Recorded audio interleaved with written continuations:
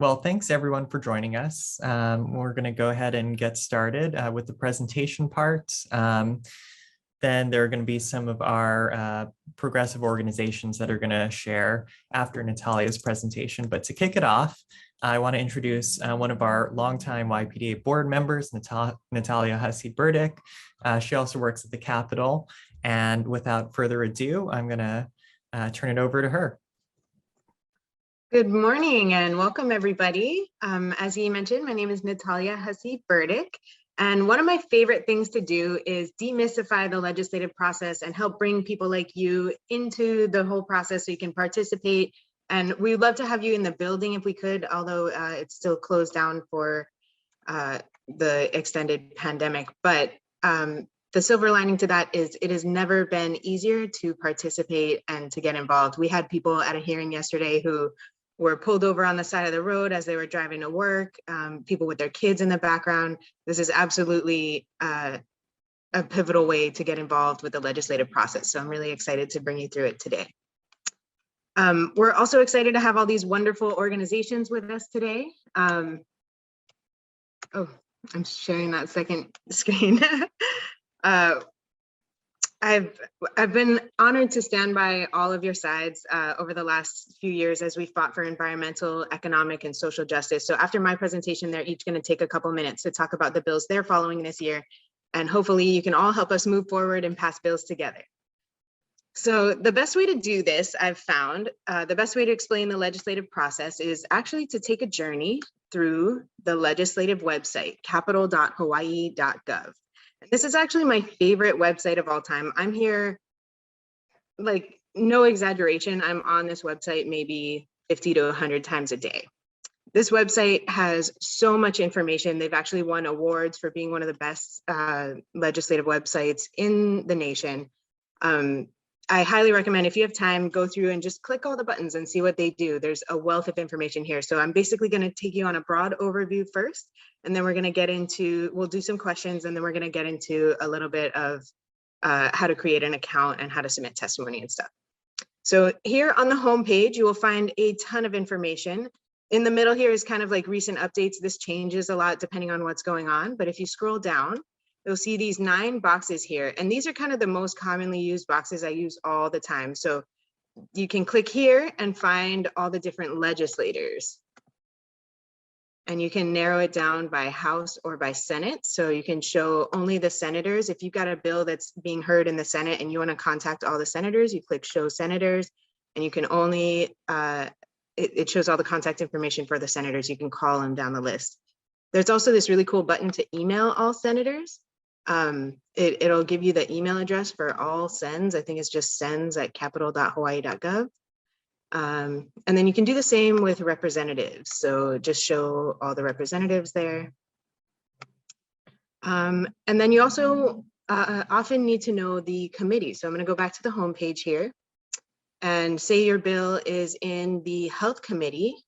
You would click this button for committees here and scroll down and find whichever committee your bill is in. So maybe let's go to the Labor Committee. That's where the minimum wage bills tend to be. So here's the chair of the committee. The chairs have a lot of power. They basically have individual power to decide what passes and what doesn't pass through their committee. You've got the vice chair here, and you've got the members, and you can click these all and kind of follow through to their page and find their contact information there. So we're going to click home, back to the home page. And back down in those 9-item grid here, my favorite way to search for bills is not using this keyword search here. This presents like a weird jumble of information. It's hard to sort through. But my favorite button, the button that I click most often on this website, is the Reports and Lists button. And on this button, you can search by keyword with this subject search down here at the bottom. So I'll type in wage to try to find a minimum wage bill.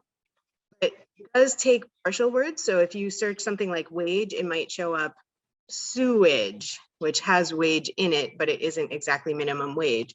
So you can kind of get around that by adding a space. So if you go subject search space wage, it's going to take out all the ones that say sewage. And so we've got 69 records that say space wage. And so these are all the minimum wage bills, and you can kind of look at each one. You can actually download this as a CSV or an Excel spreadsheet and keep track of it that way. But I'm going to go back to the home page, reports and lists again. And you can also search by introducer. So if you want to see all the bills, for example, I do this a lot. I work with Representative Tina Wildberger. And so I want to see all of her bill numbers. I want to pull those up really quick. So you search for the representative, and then it asks you what kind of bills you want. So there's primary introducer, which means bills that she signed on to. First primary introducer, those are the bills though that she designed and introduced, and she asked other people to sign on to her bills. And I wish that these two were switched, because first primary introducer is really what you're always going to be looking for. So it's the second option, first primary introducer. So we're going to click that, and she's got 34 records, which is interesting because we're in the second year of a legislative biennium. So this also includes bills from last year. And so you'll see the status here. It's got 2021 statuses. But if you scroll down, you'll see the 2022 bills should be like the second half of this list. So I want to dive into the anatomy of a bill. And by doing that, I'm going to take a bill that I think we're all pretty passionate about here, the minimum wage bill. And there's another bill that's been, there's a bill that's been moving through the Senate already. It's SB 2018. So if you know the bill number, it's really helpful to just put it in the keyword bill number box up here on the left. You click go. And so this is what's called the bill status page. So it's got the title here. It's got a short report title and the description of what it actually does. They are actually fast tracking this bill through the Senate. As you can see, it's already got some movement here in the status. This is kind of like a status ticker. It shows everything that's been happening to this bill. It went through the LCA committee, already gave it a hearing on January 24th. It passed through the LCA committee, and these are the votes. They always list who voted aye, which is yes. Who voted aye with reservations? Nobody. And who voted no was none. And then it also got a hearing in the Ways and Means Committee. That's what this WAM means. And it actually passed second reading. And nobody voted against it. Oh, sorry. There was an aye with reservation with Senator Wakai in the Ways and Means hearing. And it has already passed third reading, and it made its way to the House. So you can see this little H means it's in the House now. And before that, it was in the Senate. These are all Senate updates here. This bill is interesting, and I want to show you how simple or how complex a bill could be. So if you click the bill number here, it will always take you to the most current version of the bill. And so this is a very short bill. As you can see, there's only like 20 lines in it. And when it's amending a statute, so if it says this section of a Hawaii revised statute is amended, that means that everything that's not underlined was in the law before. So that's why you'll see like dates that have already passed. That was in the law before, so they didn't change that. The only thing they changed is what's underlined here. They added $12 by 2022, 15 by 2024, and 18 by 2026. So this bill is very simple. It doesn't do anything to change the tip credit. It doesn't exempt any employers, and they're not doing any kind of an index to the to like a consumer protection index or anything. So after 2026, that's going to be the last raise in the minimum wage, and we're going to have to come back to the legislature again to ask them to raise the wage again. And so I want to contrast that with a different bill, HB 4. And so this is Representative Janae Capella's minimum wage bill. It's actually a carryover bill from last year, and you can tell because it has kind of a low bill number. And it says here that it was carried over to the 2022 regular session. This bill is technically still alive because 2022 is the second year of a legislative biennium. So all of last year's bills are still just sitting in their same committees where they left off last year, waiting to see if they get revived. Reviving a previous year's bill is rare, but it does happen. And it actually already happened this year with HB 124, which is a voter guide bill requiring the Office of Elections to create a voter guide. And this bill is scheduled for a hearing next Tuesday, February 1st at 2 p.m. So I hope you guys all can submit testimony on that bill. I want to show you what it looks like when a bill has a hearing notice. You'll find it in these boxes down here. You can click to view the hearing notice. And this is a really cool part of this year is that they're broadcasting everything on YouTube now, so you can catch up later. So click here to see the meeting via YouTube.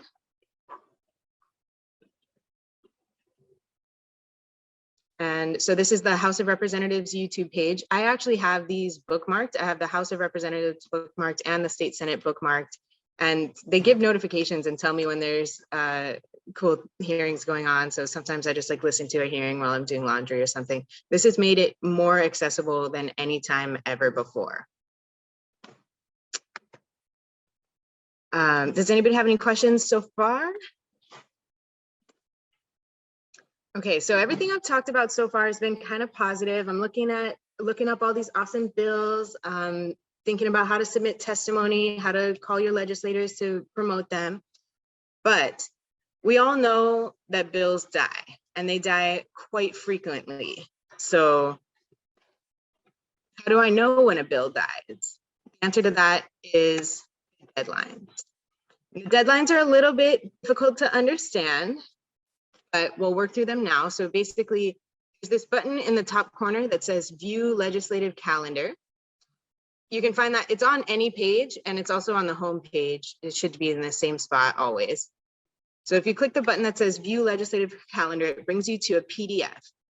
So when I first started working at the Capitol, I used to think that all bills have all session to pass as long as they get a hearing sometime before May, right? Because session, as you can see, goes from January 19th down to May 5th, which is called Adjourn Sine Die, which means adjourn without death, which is ironic because all these bills die along the way. So basically, everything that you see on the calendar are these filing deadlines. Those are the days that bills die. So basically, about a third of the bills die at each deadline, unless they have the certain number of hearings that they're supposed to have at that point. And all bills need to cross over. So like Senate bills start in the Senate and need to cross over to the House and vice versa. And they all need to get scheduled for at least 1 to 3 hearings in each chamber at the right time. So our next deadline that we have coming up is actually the triple referral filing deadline. And this is interesting. This is the first year I've seen them put the filing deadlines on the public calendar. Usually they just show the deadline that they have to be on the floor and like voted on by the full House or the full Senate. But what really happens is the filing deadline is the night before. So they need to actually have a hearing the night before. So it's really nice of them that this year they put the filing deadlines on the public calendar. The second page of this calendar has a description of all the deadlines and what they mean. So the next deadline coming up is the triple referral filing deadline. So what does that mean? You scroll down here and you look for the one that says triple referral right there, February 9th and 10th, House and Senate. So basically all bills that have been referred to 3 or more committees must be filed. And that means like have a hearing and their committee report filed so that they can be in their second to last committee the following day. The referral process is a little bit tricky. So like, what does a triple referral mean? Well, I'm glad you asked. The referral is what's on this bill package page. It says current referral is LCA and WHAM. So those are committee acronyms. And there's 2, in this example, there are 2 committees that are separated by a comma. So that means it's a double referral. 2 committees separated by a comma. In this example, we've got 2 committees separated by a slash. The slash means that those 2 committees have to meet in the same room at the same time, and they have to pass the same bill version out. So for the referral purposes, for the deadline purposes, that counts as a single committee. So even though there's two committees on this referral, it's separated by a slash. So it is technically a single referral. What about this bill? That's clearly a 3 committees separated by 2 commas, which means it's a triple referral. Each of those committees have to meet in separate rooms, one after the other. So the ECD committee can't meet until the EEP committee meets first and passes it, and then gives it to the ECD committee, and then they have to meet next and pass it, and then they have to give it to the FIN committee. So this bill would need a hearing by February 9th or 10th in order to pass. Oh, I forgot I had that. Now, what about this one? This one's a tricky one. So it's got several committees, 5 committees, and they're separated by 1 comma. So remember that the slashes count, everything that's separated by a slash is 1 committee, and the commas separate 2 committees. So technically, we call this a kiss of death sometimes, because it's going to be really hard to get that many committees to meet all together. But technically, it's just a double referral. There's only 1 comma. So actually, the deadline isn't until, I want to say like March, early March. I know that was a lot. So I want to see if anybody has any questions at this time. What does the lateral mean? Oh, I'm so glad you asked. So that is actually the trickiest deadline of all to understand.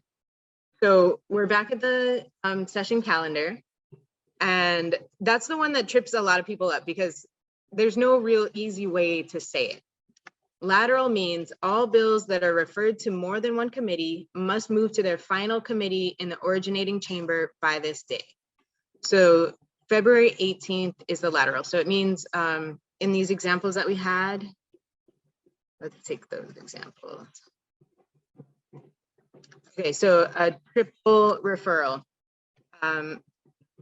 has to be passed through the first committee on the triple referral deadline, and then it has to be passed through the second committee and the lateral deadline. And basically it just means the lateral deadline means it has to be through the first 2 committees and waiting for a hearing from the last committee.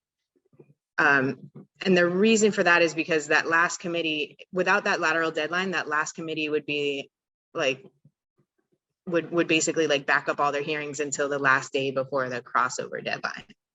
I think the lateral deadline is easier to understand with a triple referral bill, because basically with a triple referral, a lateral deadline means it has to be through the first 2 committees. If you have a double referral, a lateral deadline means it has to be through the first 1 committee. So lateral deadlines, I think the simplest way to explain is it has to be passed through everything except the final committee. Does that make sense? I know that that is the worst deadline, that it's really hard for people to understand. Yeah, thank you. Okay. Any other questions? That was a really good question. Thank you, Alex.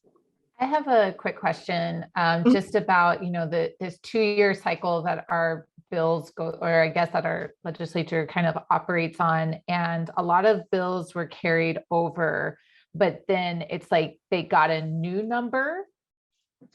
And is that, so like, because I'm actually going to talk about ours for Surfrider, but last year it was Senate Bill 350, and then it says carried over to the next session. And now it has like a brand new bill number. So which one is actually alive? Which bill are you talking about there? Last year it was Senate Bill 350. This is a good example. So 2 things can happen, and typically this actually happens a lot. So any bill from last year does carry over, and you'll see that, you should see that as the last status update is carried over. But and so the legislature has the option to either pick up SB 350 where it left off, or they can introduce a new bill. Well, it's more like or they can introduce a new bill, and that sounds like that's what happened there. So your bill priority will actually have 2 vehicles in that case. SB 350 is still alive, and then also you have the other bill. What's the other bill number? SB 2984. Yeah, so that means it was introduced twice. So SB 350 is still alive as a carryover measure. And then also a whole new bill, SB 2984, has been introduced. So technically the 2984 is not the carryover. The idea is carried over, but not the bill number. And that means, so it's been referred to these committees, HTH, AEN, WAM. That's probably the same as this. Oh no, this one got stuck in conference. So technically, and I've seen this happen, the conference committee could just reconvene at any time between now and conference committee time. That's like usually now in late April. And they could pass SB 350. Or this SB 2984 will go through the whole process again, and we'll also have to go through all the committees, crossover, and conference. But at any time, SB 350 could get picked up. Like, so suppose SB 2984 Oh my goodness. yeah, that's why you got to track, you got the hearing notices. You have to be signed up for hearing notices on last year's bills too, because you'll be surprised what comes alive. Thank you. So, but if that's actually a good thing for you. It means if SB 2984 dies, you've still got SB 350. It's rare, but they do get revived sometimes. Thank you for explaining that. Sure thing. Any other questions for now?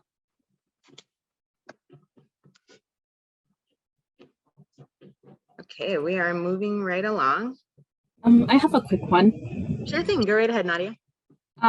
Can you request for a bill to be brought out of conference for them to reconvene, or is that something they do all on their own and there's no input from the community anymore?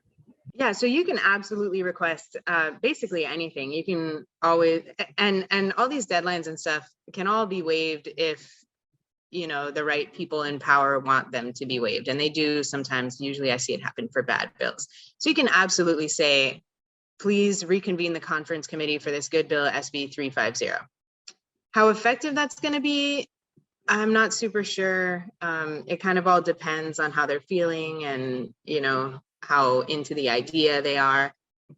It especially seems worth it for a conference committee because it's just so, it made it almost all the way through. It just had like one last meeting that passed through, you know?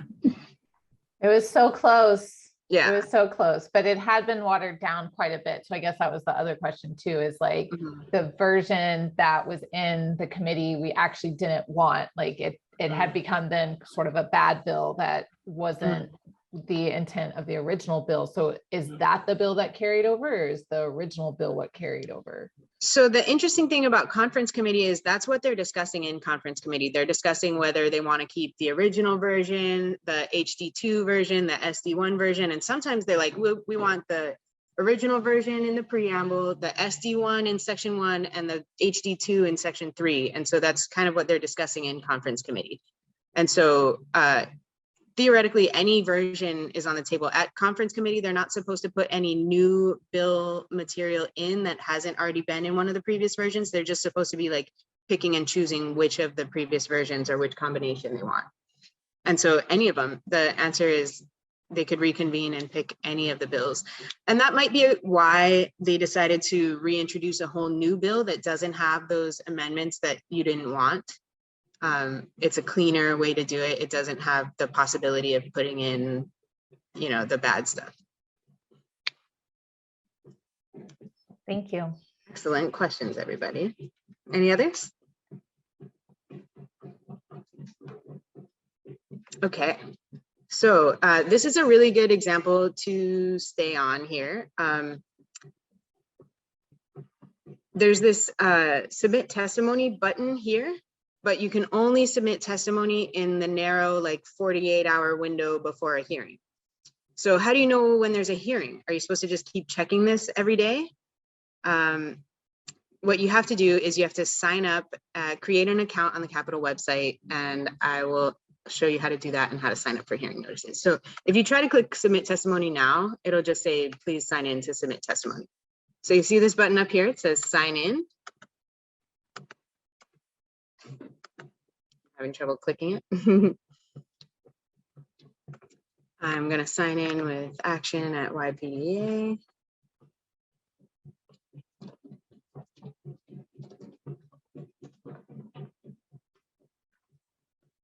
right.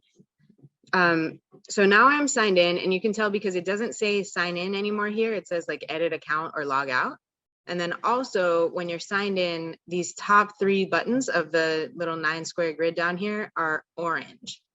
And so you can click testimony here to see all the bills that you've testified on. And you can click hearing notification here, which is what I'm going to show you first, to sign up for a hearing notice on this bills. So, oh, it looks like we've already signed up for quite a few. These are all the bills that we are signed up to receive hearing notices on. And you'll see we've got some carryovers from last year, which we want to keep on that list because that's how we know if they get revived, is we'll get an email saying, hey, SB1 has been scheduled for a hearing. And we'll be like, wow, I didn't expect that. That was a carryover, but cool. You can also sign up by committee on the right side here. You could check the box and get an email for all of the committee hearings, but that's a lot. But so if you're particularly interested in, say, the Pandemic and Disaster Preparedness Committee, you would click this button. Or if you want to see all of the House Investigative Committee on the auditor, if you want to see leadership on the auditor on that, you can click that. Or you can click the link for all informational briefings, all kinds of stuff, or the Mauna Kea Working Group. But whenever you make any changes here, you have to remember to click save and exit. Otherwise, it won't save. So you sign up. This is where you sign up to get hearing notifications by email. And I want to clarify that that is not the same as this hearings button or this measure tracking button. So a lot of people have this measure tracking button clicked and they've got some bills in their measure tracking, like let's say V124, I'm going to add that to my list. And they think that because it's in this measure tracking section that they're going to get automatic hearing notices, but that is not the case. The only way to get automatic hearing notices is by clicking the hearing notification button here and by adding them to this list. Then we can click the testimony button. And this is where you'll see all the bills that we have submitted testimony on. And this is where you're going to find the Zoom link. So when you submit testimony on a bill, they will not email you the Zoom link. You have to log into your Capitol website, click the testimony button, and then if you successfully submitted in time before the deadline, then the Zoom link will appear here. It'll be like right under the view thing. It'll say like join Zoom. We have submitted a lot of testimony. Good job.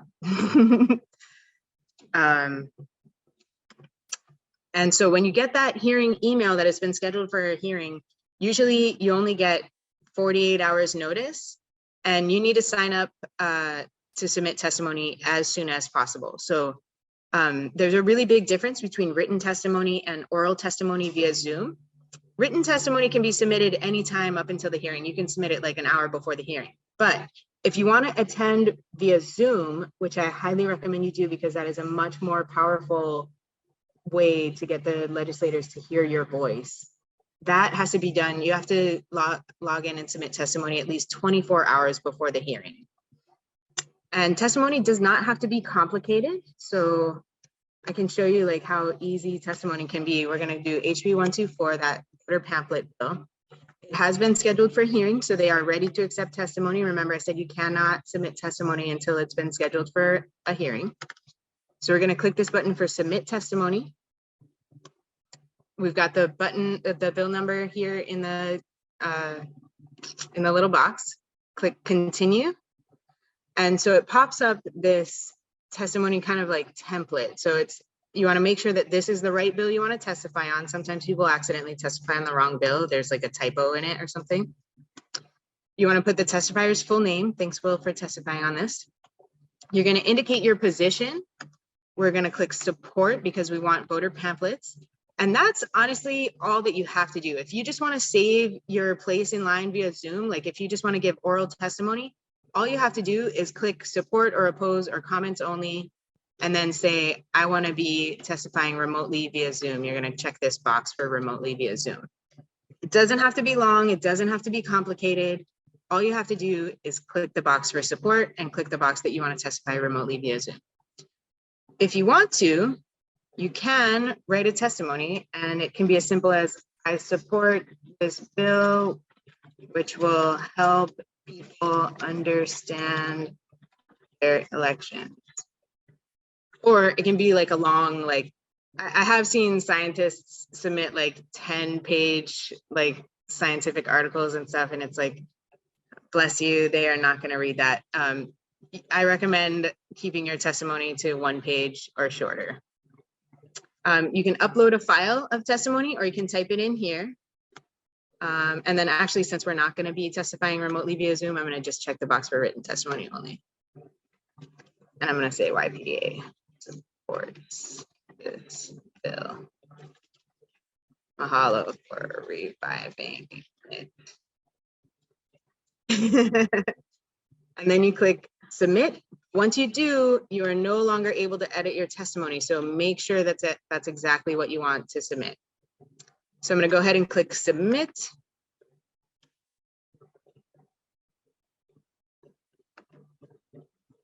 And now that should be the top one on our list right there, HB 124, it's right there.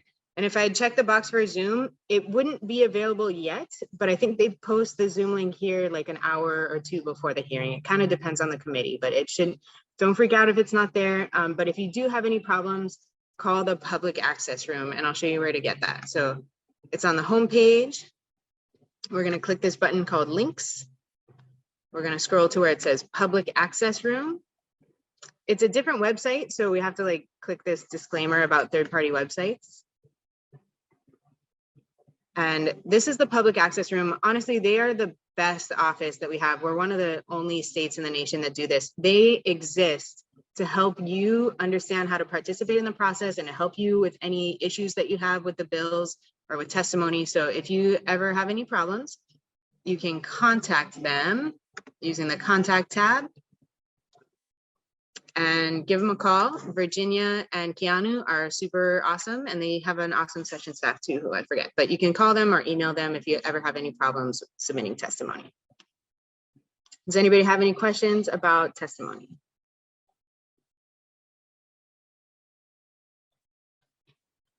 All right, well, I highly recommend that you do Zoom testimony as much as possible. It has been an amazing way for the people to get involved, and I'm just so glad that we have this, and I really hope that we can continue Zoom testimony as we move forward past the pandemic.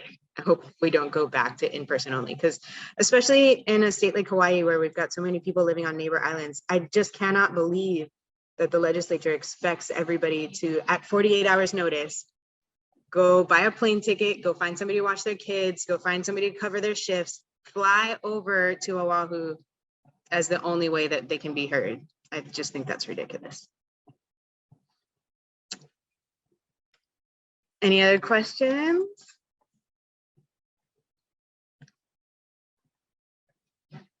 Okay, if not, I do want to just take a couple quick minutes to go through some extra links. Oh gosh, sorry. Some extra links on the homepage. So like I said, I highly recommend you just click through as many of these links as you can. There's a wealth of information here. So you can click for, you can find leadership. Like a lot of times people will say, what's leadership?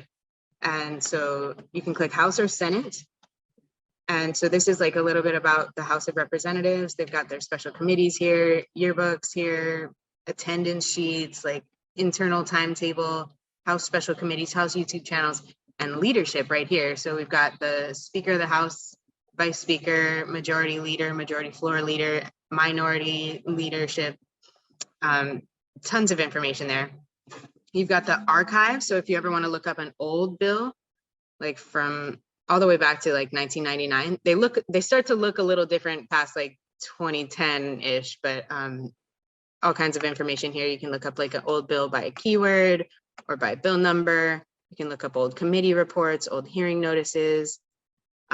There's something called order of the day. So this is for House or Senate floor session in particular. So the order of the day is the list of bills that they're going to be voting on for a full floor vote. And so that's right over here. You can click order of the day, and it shows like the order of the day for the House and the Senate. So the opening day is not going to have much on it, but it basically just shows like D. Morikawa is doing the invocation, got some messages from the governor, got some bills and resolutions introduced. But as we start getting like more and more into session, the orders of the day will be longer and it'll have the bills on it that they're going to be voting on. I want to show you really quick the hearings tab. Like if you're not sure where to start or what bills you might be interested in, this hearings button is really helpful because it shows all the bills that are up for a hearing. So let's see what, this is an info briefing, and I can tell because of all those committees that that's a Red Hill info briefing. But if we want to hear what's in the AEN committee, that's the Senate Agriculture and Environment Committee. You just open that up and this is what they're going to be hearing on Monday, January 23rd at 1 p.m. There's a special purpose revenue bond bill, a food pilot hub program. Like you might not even know what you want to advocate for until you look at the hearings and you're like, oh, this looks like a good bill. I'm going to submit testimony on that. Or like, I don't know if I like that bill. This seems like a bad bill. I don't know. So that's a really good way to stay updated about what's going on, you know, that you might not have known about if you didn't look at the hearings. One more big thing on the Capitol website that I use a lot is this Hawaii Revised Statutes section. Sometimes you see a bill that's amending a statute and you want to see like, often the bill will just say amending HRS chapter 91 to say this, and it's like a 2-line bill and you're like, well, what is HRS chapter 91? So you look here. You can search by keyword, but again, I don't recommend that. I would click this button called Browse HRS Sections, and then you're looking for Chapter 91. So it's like in this 46 to 115 section, and then I always Control F 91, and then that's HRS Chapter 91. You've got the overview, you've got each individual section here. So HRS 91 is that's the Public Proceedings and Records section. That's actually the Sunshine Law. And then the last thing I want to show you on capitol.hawaii.gov is the House and Senate directory. And that is right here. See this tiny little button here? House and Senate directory will give you a nice and handy phone list. This was more handy when like the Capitol was open to the public and you could see all their room numbers and you could just go down the hall and visit them, or like, oh, I'm looking for Representative Janae Capella's room. She's in room 310. Also has information for the staff. So you could call tech support helpline. Oh, that's weird that these are shorthand. It's all the prefixes are 586. So if it says 6066, that's 586 6066. And there's the public access room phone number there. Public safety, if you're ever at the Capitol and you feel unsafe, give them a call. So I print this out and I have it as like an easy reference. So I think that's all that I wanted to go over. Does anybody have any last questions for now?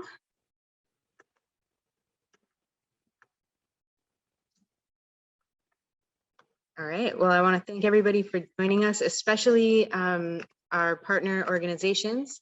We're going to give everybody a couple of minutes each to talk about all their amazing bills that they're following now that I've taught you all how to use the legislative website. Natalia, I think we have one question from Dave. Oh, sorry, I didn't see that. Thank you. Dave, you got your hand up? There I am. Yes.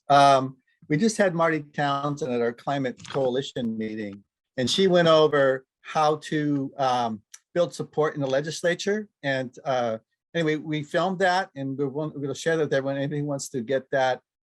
She's been lobbying. She calls it friendly pestering in the legislature for years. So it's kind of like stage 2 of what you just went over of making friends with the legislators as well as their staff. If you really make good friends with the staff. So this is brilliant. Thank you. And I'm just saying part 2 of this is kind of like what Marty did the other day. And if folks want that link, I'll give it to them. That's all. Yes, that's maybe some of the best advice I can give you is politics is all about relationships. So the more you can do to build relationships with these people and to get buy-in and support for your bills, the more successful you will be.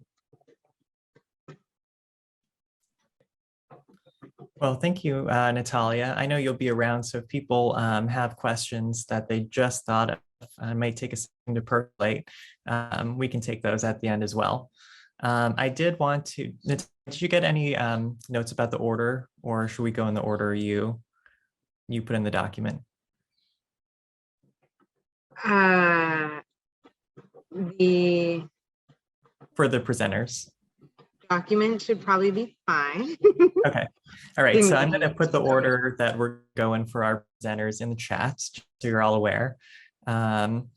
We have a number of organizations and one special guest who have agreed to come and talk a little bit about their legislative priorities this year. There's also a Google spreadsheet that I'm going to put in the chat that if our presenters would like to share any of the bills they're working on so that the rest of us can track them, go ahead and start filling that in, and the rest of us can help support those. So without further ado, if she's ready, we'd love to start with our special guest, Maui Council Member Keaney Rollins Fernandez. Mahalo kako. Thanks for joining us. Mahalo for inviting me. I'll just quickly thank YPDA for hosting this excellent and always needed education on navigating the bureaucracy of our democracy. And mahalo to my Kuleana Academy cohort mate, Will Carone, for inviting me to participate.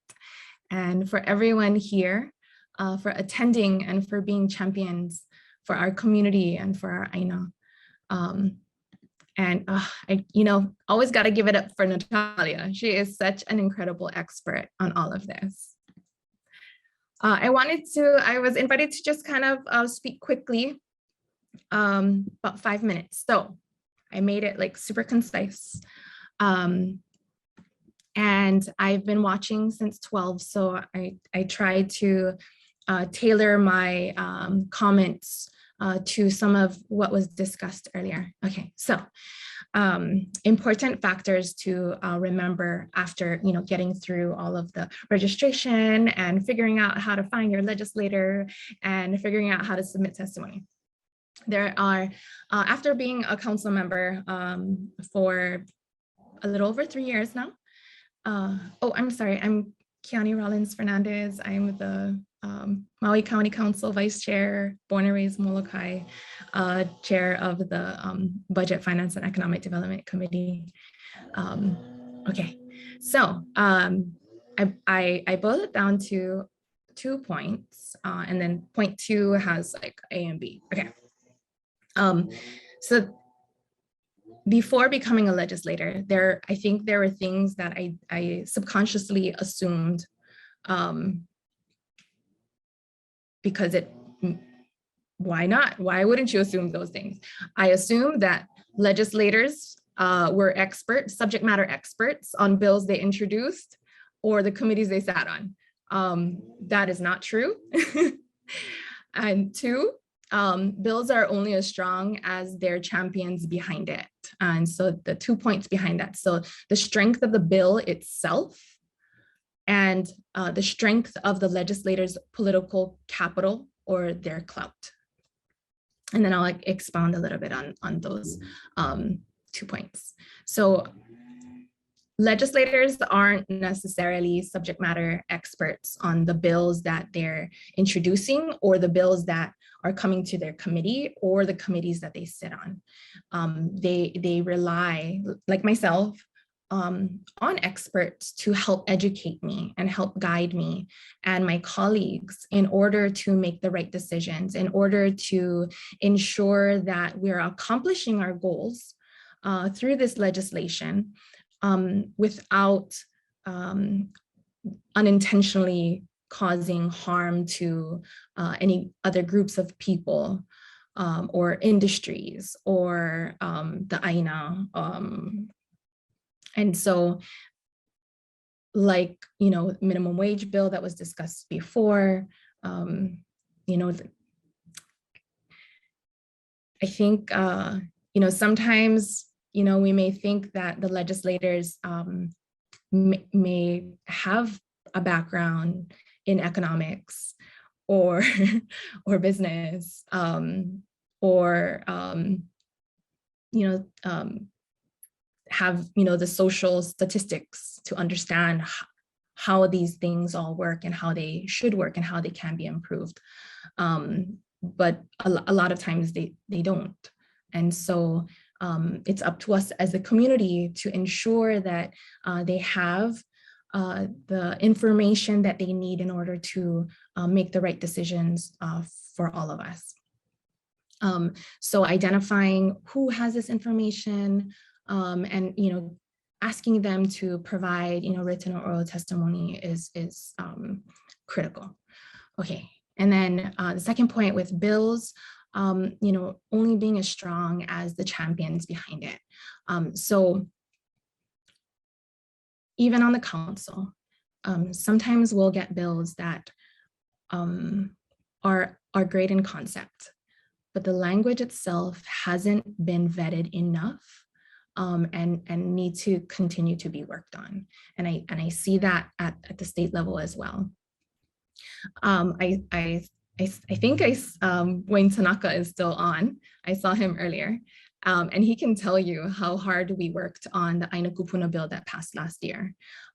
We spent over 2 years tweaking the language, making sure that we were including the people that, we're intending to include without having the kind of consequences, whether it's the financial consequences to the county or, consequences to others that may not end up being qualified under the language that we wrote. And so legislation is, often never perfect, and it'll always need, work. And sometimes we won't know the impacts until it becomes law. So I think, like for me, I try to keep an open mind. Sometimes it's just adding a word or removing a word or amending one word, and then it makes all the difference. And then you get the support that you need in order to pass the bill. Okay, so then the second part, oh, I see Wayne chatted something. Okay. Oh, mahalo, Wayne. Okay, and then for, politics is politics. So, it requires political and PR strategy. Sometimes legislators need the support from lots of people to just, balance out that pressure that their colleagues are getting from, different industries. Sometimes, no matter how much testimony you get, if, like I said, one word or like these non-negotiable points haven't been resolved, then no matter how much testimony you bring out, it's not going to be passed. So you need someone to be able to understand how to address those points. So we were talking about SB 350 a little earlier, and that's the water quality testing during brown water advisories. And I looked it up really quick. Why did it get stuck in conference? And just a quick look at the committee reports and the testimonies show that the sticking point was from the Department of Health. They pointed out that resourcing isn't an issue. They wrote, it is not necessary and it is undesirable diversion of an already low supply of resources. So, reading through their testimony, it's pretty crazy. But if you read it with an understanding from their perspective that they're asking they're being asked to do more work. And if they're not also given the funding to carry out the work that you're asking for, and same thing on the council, then they can't really take on that work. And so, if you're going to be asking for more work, then you have to match it with the resourcing, the funding, the personnel, whatever that is, so that you can make it happen. And then, sorry, I might be over 5 minutes. So if you want me to stop, I can stop. Okay, I'm seeing shaking heads. So I'll just quickly go over why it's important to be mindful and pay attention to county related stuff. So let's see. for the county council, it's unicameral. There's 9 of us on the Maui County Council. There's 9 in the Honolulu City and County Council. And we can, well, Maui County can move out legislation pretty quickly. One example, you know, is it's a pretty hot topic with vacation rentals. You know, like Honolulu is trying to pass out their Bill 41.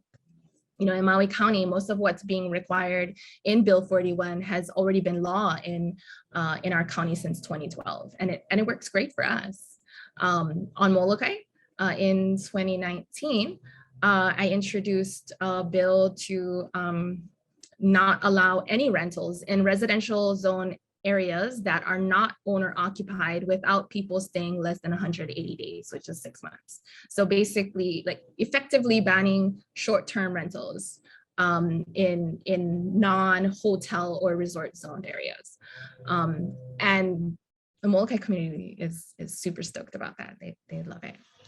And so, you know, because we're closer to the ground, we're closer to the people, we're able to hear, you know, and work with the communities like directly.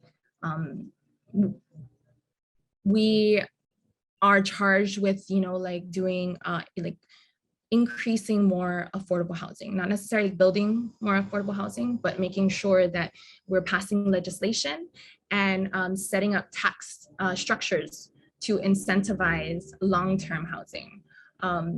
Some of the bills that I'm advancing now is regarding economic development and tourism management.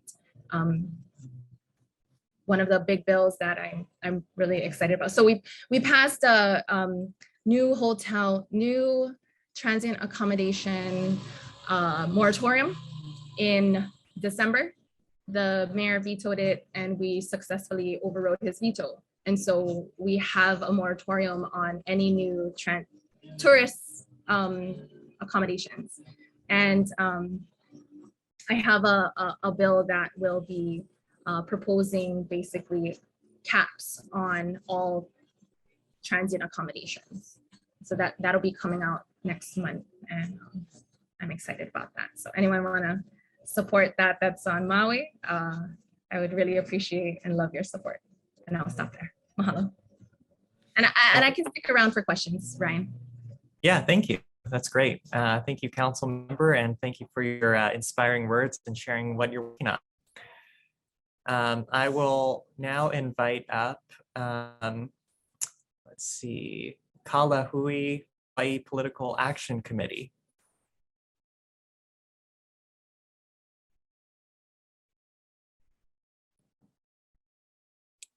Does anybody know if Heilani is on the call? I don't see her, but I highly recommend following Kalahui Hawaii Political Action Committee on Facebook. I'll go find their link and I'll put it in the chat. Okay, great, thanks. We'll back them in a bit. For now, let's go to 350.org. Aloha, Dave Molnix here, representing our revolution and 350 Hawaii. I just like to, this is a wonderful event. Thank you so much. Our big focus this year is the Green Amendment. Last year, we passed the climate emergency resolution. We were told by everyone that it could not be passed. Don't even try. Nothing's going to get to the legislature. We got almost unanimous support in surpassing that. So if they ever tell you you can't pass your bill, don't give up. Keep fighting. Ikaika Anderson, a nemesis of mine who was always on the wrong side of everything, told me specifically, write the bill you want, focus on the things you want to get passed, and work to get those passed. Don't let anyone talk you out of continuing to fight for what you want. And so this year we're focused on the Green Amendment. It's 2962, proposes a constitutional amendment that recognizes and protects for the present and the future generations the inherent and inward right of all people for clean water, air, and healthy ecosystem, including climate and preservation of our natural, scenic, and helpful qualities. Anyway, this is really important, a piece of legislation that we're working on this year. So they're going to have a hearing on Wednesday. So please, it's at the AEM with Senator Gabbard, who's a sponsor of this bill. and please testify in support. Also, I'm with the climate, they founded the Climate and Environmental Coalition last year. 45 organizations were part of that, and that's how we passed the Green Amendment. I mean, the constitutional, the climate emergency. And so I invite everyone to join the Climate Coalition. We need as many people as possible working together to do something about the climate. And right now we have all these environmental groups, but if we could get, PTAs to join on and school groups, whoever, we need to get everyone working together, because right now, year after year, we've got nothing passed through the legislature about climate, and now we're starting to make some progress. The legislature is focusing on it finally, but they still move way too slow. So we just have support. We need to have a lot of momentum. And Natalia, I think we'll talk to you about that. That great bills come up, but if we don't have people testifying in support, they're not going to get passed. Some bills just die just because no one showed up to testify in support. So please do so. Thank you very much. I got my email in the chat, and if you want to join the Climate Emergency Coalition, or if you want to join any of what we're doing, please testify on 2962. All my best to you. Wonderful event. Thanks, Dave. Let us now go to Academic Labor United. Aloha kako. My name is Alex Miller. I'm the current chair of Academic Labor United, or ALU. And we are, for many of you, I'm sure I've met before, but if you aren't familiar with us, we are organizing graduate assistants, which are graduate students who work as teaching assistants, research assistants, and student support assistants and specialists at the University of Hawaii. And we're organizing graduate assistants to unionize, for the right to unionize. So currently, the state does not recognize our right to collectively bargain as a part of a union. And so we are trying to change that in the law. So we're trying to change the collective bargaining law so that it recognizes graduate assistants as having this right, the same as other public employees. And so I think I can share my screen. And so I'm just going to show you our bills. So before we get to that one, I want to show you. So our bills are HB 1531 and SB 2552. And if you followed our path in the past, these are essentially the same exact bill that was introduced in 2019 and 2020. Senator Ocasio, Laura Ocasio from Hilo, submitted this bill, SB 2552, and Representative Amy Peruso from Wahiawa region area submitted HB 1531. And so as you can see here, it just says, establishes a collective bargaining unit for graduate assistants employed at the University of Hawaii. I think this is really important, not just to like uphold, our rights and so that we can have this right, but also to establish a precedent and let our state know that we support working people and we support folks' right to collective bargaining as part of a union, the right to unionize essentially. So yeah, and then one bill I'm really excited about that is kind of new. It's new this year. It has also the language for our collective bargaining unit, but it also includes, it's SB 2032, also introduced by Senator Ocasio. Like the other bills, it establishes a collective bargaining unit for graduate assistants, but it also repeals the mandatory arbitration requirement for collective bargaining units. And then you can see all the numbers. So what that actually means is that right now, many public employees of the state do not currently have the right to strike. They've had this right taken away over decades. It's been whittled away originally, and they have to go through, instead of striking, they have a process called arbitration.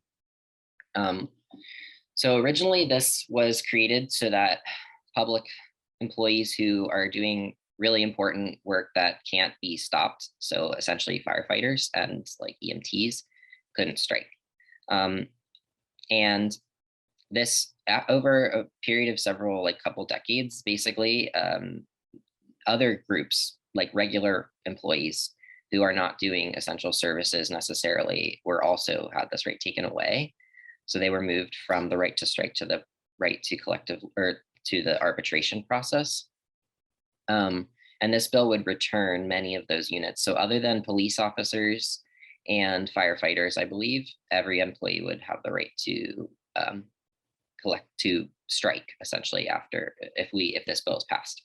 And I think that it's really important, if you're not a labor person, if you're not like a unionist, striking is our most powerful tool as workers to establish basically governance in our workplaces. So to show our power to our bosses and to get the things that we need, like better wages, better working conditions, all kinds of things, anything essentially you can bargain in a collective bargaining agreement.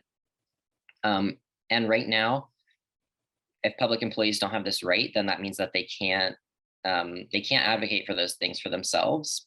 And we all know that we live in a place that we live in the Kingdom of Hawaii, and the state of Hawaii is, ultimately an illegal occupier of this INA. And so if we want to create formations, political formations that have the power to speak back to the state and take back power from the state, then the right to strike is something that can be a really powerful tool. The public workers, employees' right to strike is something that can be a really powerful tool in the future when we have strong political formations to challenge the power of the state. So not only, and that's my interpretation, of course, those are not the words of like any of the people that have introduced this bill, but that's why I wouldn't really support this bill, in addition to, of course, it creating a collective bargaining unit for graduate assistants. I think that everyone should be really invested in all employees having the right to strike, because this is the most important tool that unions have. I had a couple other bills that I just wanted to throw in the chat. I'm not an expert on them, but I don't think that the representatives from their groups are here today. So I'm gonna just throw them in the chat and you can see them, but SB 988, it is establishing this precedent that it's basically saying all internships have to be paid, which is something we want, but except for this quote educational internships. So I don't really know if I support this bill or not yet, but I definitely am following it and seeing. I do, of course, want most internships to be paid, but I don't like that they have excluded basically student workers essentially from being able to be paid. SB 2021, providing free period products in public schools. I think this is really important for menstrual, to end period poverty and create equity for folks who have menstruation.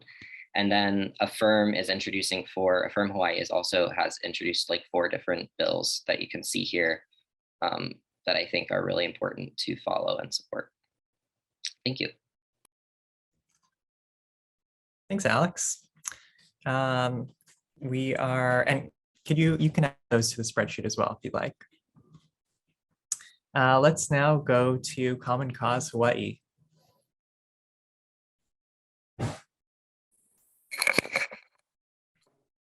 Hi, good afternoon, everyone, and thank you for inviting Common Cause Hawaii to share our 2022 legislative priorities.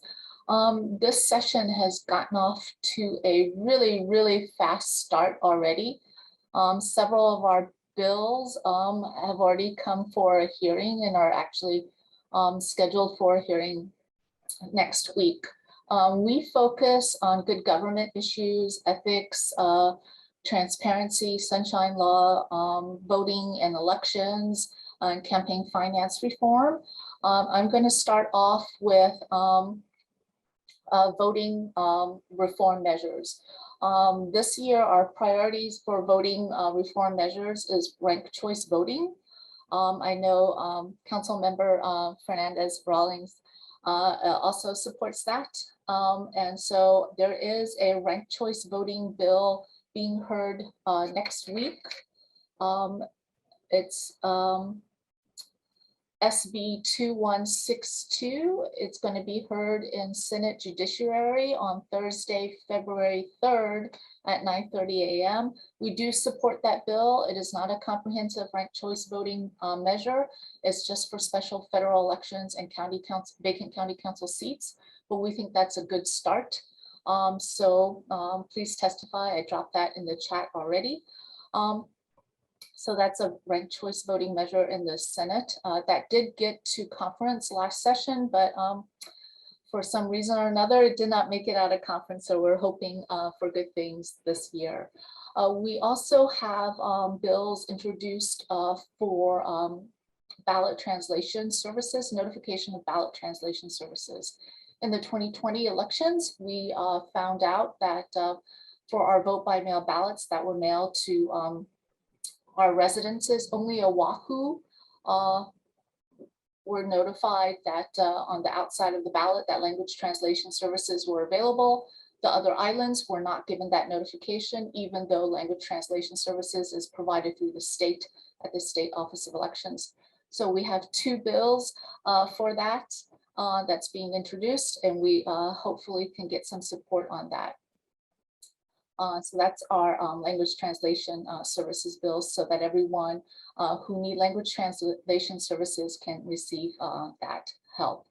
Another measure is voter information pamphlets. That bill is coming up for hearing on Tuesday before the House Judiciary and Hawaiian Affairs Committee, HB 124, and that's at 2 p.m. And there is another voter information guide bill that's coming up for hearing in the Senate on Thursday, February 3rd, and that bill is SB 2210. The House bill is not as detailed as the Senate bill. They're both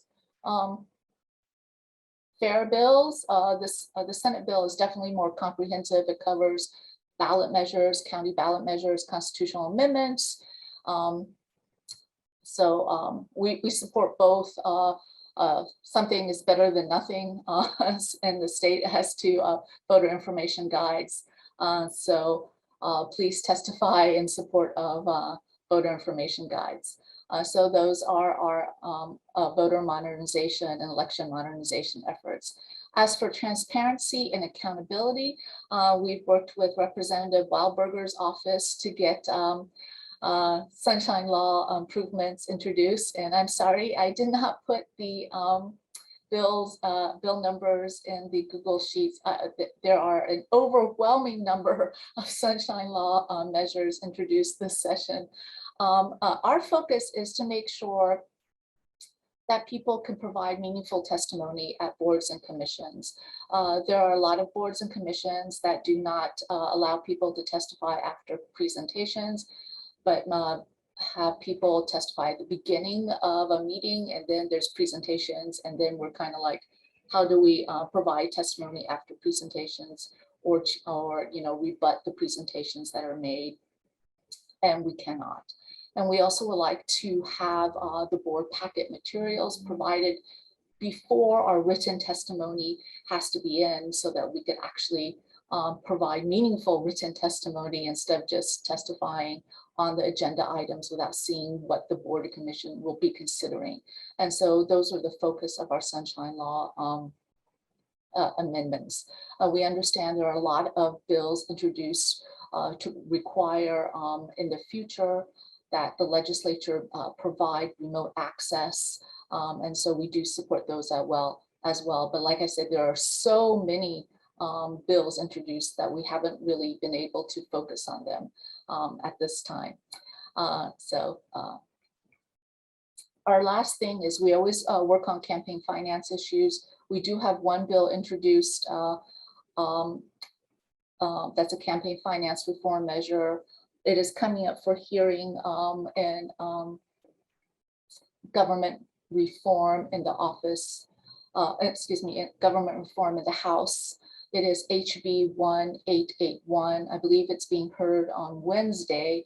And it has to do with ensuring that people who spend large sums of money, super PACs, $10,000 or more in an election, 2-year election period, are required to trace back their donations to the source of the original donation, so that large money spenders don't get to hide their how they spend in our elections. So if you are a large corporation like Monsanto, they don't get to like launder their money through multiple shell corporations and LLCs and then form a PAC that's like, you know, beautifying, you know, the INA, and it sounds wonderful, and then spend in our elections and, you know, defeat, you know, ballot initiatives or defeat candidates. And so that is the purpose of our bill HB 1881. We have a companion. And so that's coming up for hearing. It's kind of a complicated bill, but it's necessary for disclosure and transparency in our elections. And that's it for me. Thank you very much for listening. And if you have any questions, please let me know. Thank you. Thank you so much, Sandy. Very comprehensive set of bills you have this year. Let's turn it now to living wage. Nate. Sweet, thanks. I can share my screen, yes? Yeah, you can. Okay, sweet.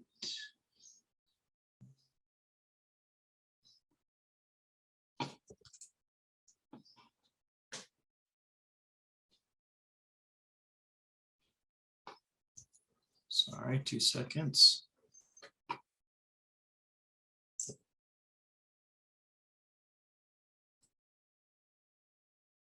Okay, all good? Yep, looks good. All right, raising the minimum wage. I'm Nate Hicks with Living Wage Hawaii. I do want to say thanks to the organization or the organizing of this. So thanks everybody. Raising the minimum wage. So in Honolulu, one adult needs $18.35 an hour to just make ends meet, right? We're talking housing, food, transportation, healthcare, a little bit of miscellaneous and taxes. That's just what's needed to survive. If you're a family of 4, you need $20.77. And these are studies done by the state. This is not me crunching numbers. This is literally the state of Hawaii DBET's department putting these figures together. But our minimum wage is a paltry $10.10 per hour, well below a living wage. And this is while every other blue state has a legal minimum wage higher than ours. We are the lowest amongst all blue states, which is just inexcusable, right? We have by far the largest proportion of Democrats in the legislature. We have by far the highest cost of living, and yet we have the lowest minimum wage amongst blue states. And there are even some red states with higher minimum wages: Missouri, Arizona, Arkansas, Florida. It's embarrassing, and it just cannot happen. So the minimum wage was $7.25, and it moved gradually up to $10.10 into 2018. Okay, and so we've been stuck there for 4 years. We've been at $10.10, not moving. There are 2 proposals going on in Hawaii right now to move the minimum wage. Hopefully, you have heard of at least one of them. The Senate bill over here has already passed the Senate. They've had all their hearings. It passed the first labor committee. It passed WHAM, and it's moved on to the House. And so all that has to happen is the House has to pass it. However, the House is proposing a much different bill. The Senate bill moves to moves to $18 by 2026, which would be fantastic. We need $18 already, so getting there in 4 years isn't perfect, but it's a very great bill that would help us out a ton. The House bill, by contrast, would not get us there until 2030, twice as long to get us where we need to be already. It's not a perfect bill. And so our goal this year is to absolutely get something passed, as no wage has increased in 4 years. But we're also going to try to move the House to make sure their bill is more closely related to the Senate bill. This bill here isn't what we want to pass. And just for comparison's sake, the national minimum wage bill would move the minimum wage. This is a year old, but it was going to move the minimum wage to $15 by 2025. If it were to pass this year, it would probably be 2026. And so that's about an $8 increase in a little over 4 years, which again is similar to what the Senate is doing. And so if the national Dems are on board, the Senate is on board, I think it's reasonable that we can move the House to increase that wage a little faster. And in terms of annual income, what does that look like? And so under the Senate bill, workers are making $21,000 a year right now. They would make $37,000 a year. That's a $16,000 bump, a massive increase. People making $100,000 already would be stoked about a 16K raise. This is a very, very substantial increase in somebody's earnings. And you can see here what the difference would be and how much more people would make under the Senate bill per year, right? Next year, they would make $2 grand more. In 2026, people would be making $8 grand more under the Senate bill. And you can see here, this is just a little easy to, or hopefully easy to read chart, identifying what would happen with the different bills. Here's the Senate bill in the blue, Hawaii House bill in the red, and the National Democrat bill would surpass the Hawaii House bill. And we're talking obviously minimum wages for around the nation. So the House proposal is just too slow, too delayed. Here's just a chart showing the gap that would still remain, right? So in 2018, $17.47 was the livable wage and minimum wage was $10.10. So there was a $7 gap for workers in 2018. Adjusted for inflation, according to the House bill, there will still be about a $5 gap, right? Where workers still would not be making a livable wage because costs will gradually increase. Compared to the Senate bill, there would only be about a $3 gap in 2026, right? Compared to the House bill, again, would be a $7 gap by 2026. So Senate bill, much better. And now questions about what happens when we raise the minimum wage. So again, here's that same chart, the speed at which the minimum wage had increased previously. So we're just going to look at some other results that happens when the minimum wage increases. Wages rise. You can see here, wages are pretty slow. The minimum wage increases. This is the dark blue line.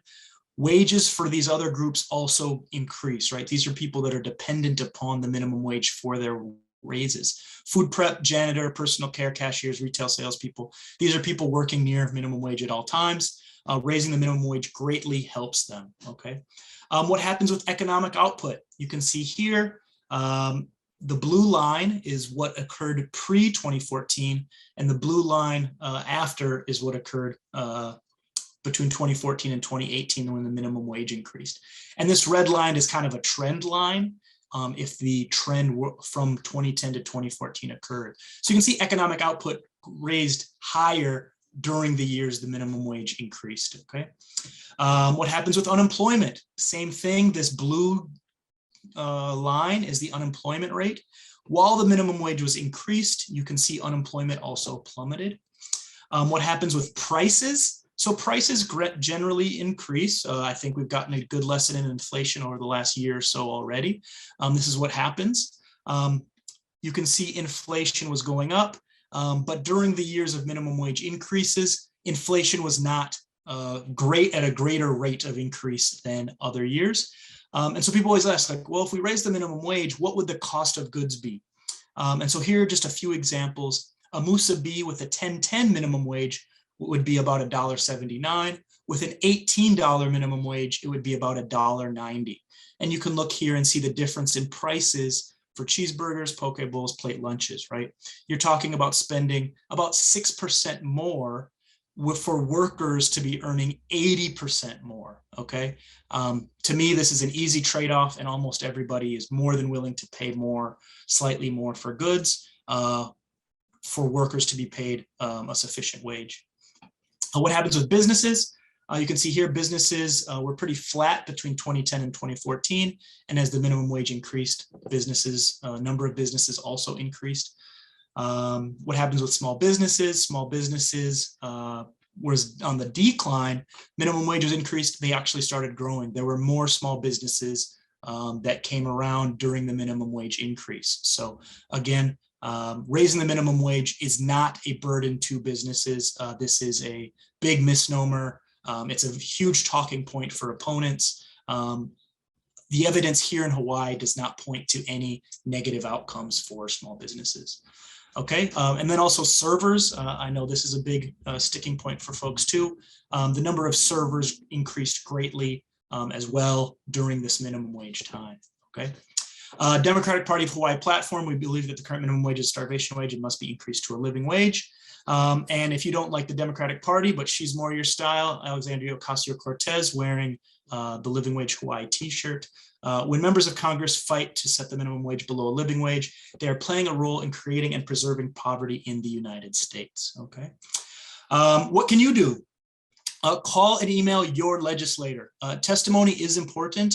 But because we're sort of in the nuanced position here of trying to push the House to change their bill, it's very important that legislators hear directly from you that the bill that's on the table is not the bill we want. Call your representative in the House, ask them, what will you do to get to $18 per hour sooner than 2030? What will you do to support the Senate version, or will you support the Senate version? Elections are in August. Make sure they know you are a constituent of theirs and you want them to do something to push this bill. Call them, email them, have a conversation with them. You'd be surprised how few calls and emails they get. Hearing from a few people, you and somebody else, would be a big move and help towards creating a better bill. Get others to join you. Share our Instagram page at Living Wage Hawaii. If we make some posts, send it to people. Take actions when they come out. Okay, what did I not cover? Are there any questions I can help with?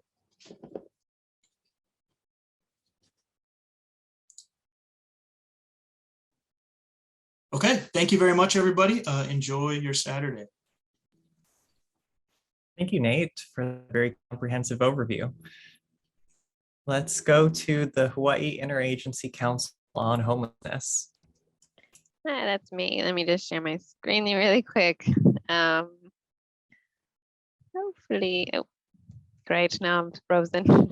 Well, hopefully you can hear me while that is doing its thing. And so my name is Cheryl Belisario, and I am with the Office of the Governor's Coordinator on Homelessness, but I'm here to speak on the bills that the two Hawaii Continuum of Care will be supporting or working on for this session.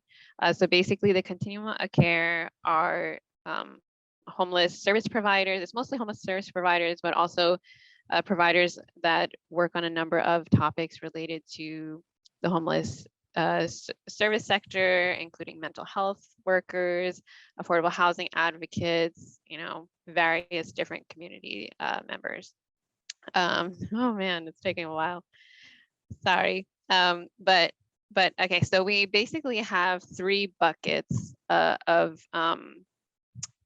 bills that we're looking at this session. So the first bucket is around really building more affordable housing, supporting, I really hope you can hear me. Supporting more, Cheryl. Okay, got it, because everything's frozen, so I can't tell. Supporting more affordable housing. Second bucket is around supporting transitions for certain, okay, whoa, there we go, certain subpopulations. And the third bucket is around, you know, basically decreasing or hopefully eliminating certain barriers to housing. So first, increasing affordable housing stock and keeping housing affordable. So for increasing affordable housing stock, you know, a big thing that we look at is around the rental housing revolving fund. So there's a number of bills, still trying to sort through, you know, what to kind of focus on, but I can't see it right now. SB 2813 is one of the bills that would increase the amount from the conveyance tax that can go into this fund. Another set of bills that we're going to be looking at and supporting is around DHHL housing development. There's a number of them. I believe one of them around exemptions for the general excise tax is coming up for a hearing this week. And then there's also bills around, for money for infrastructure and also just general, being able to fulfill its mission.